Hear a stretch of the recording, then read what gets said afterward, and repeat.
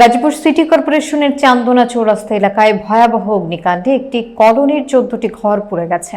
শুক্রবার রাত 9:30টার দিকে এই আগুন লাগে, যা প্রায় 1 ঘন্টার চেষ্টায় ফায়ার সার্ভিসের 3টি ইউনিট নিয়ন্ত্রণে আনে।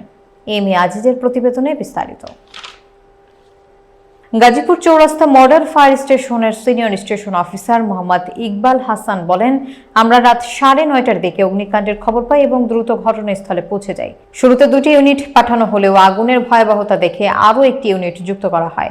আমাদের প্রচেষ্টায় আগুন দ্রুত নিয়ন্ত্রণে আসে, যার ফলে কলোনির পাশের একটি ফ্যাক্টরিকে রক্ষা করা সম্ভব হয়। তিনি আরো বলেন, আগুনে 14টি ঘর পুড়ে গেছে, যার মধ্যে একটিতে মোটরসাইকেলের পার্টস ও আরেকটিতে মোবিল ও লুব্রিকেন্ট জাতীয় দাহ্য পদার্থ মজুদ ছিল। এসব দাহ্য পদার্থ থাকার কারণে আগুন দ্রুত ছড়িয়ে পড়ে। পুড়ে যাওয়া ঘরগুলোর বেশিরভাগই গার্মেন্টস শ্রমিকদের ছিল, যারা এখন আশ্রয়হীন হয়ে পড়েছেন। আগুন নিয়ন্ত্রণে ফায়ার সার্ভিসের পাশাপাশি বিভিন্ন স্বেচ্ছাসেবী সংগঠনও কাজ করেছে। স্বেচ্ছাসেবক মোকরামিন বিল্লাহ রূপক বলেন, আমরা খবর পাওয়ার সঙ্গে সঙ্গে ফায়ার সার্ভিসকে সহায়তা করতে ছুটে আসি।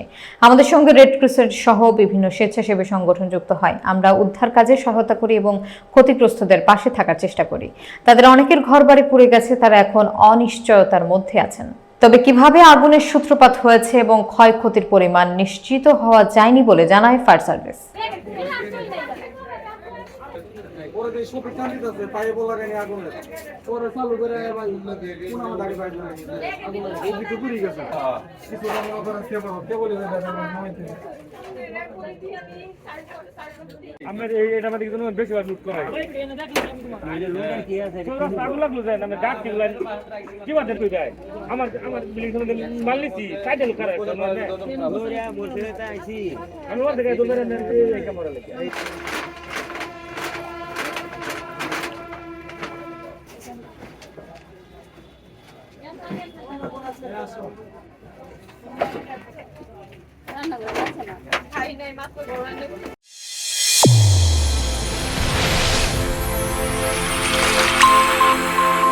চ্যানেল A1 হৃদয়ের স্পন্দন।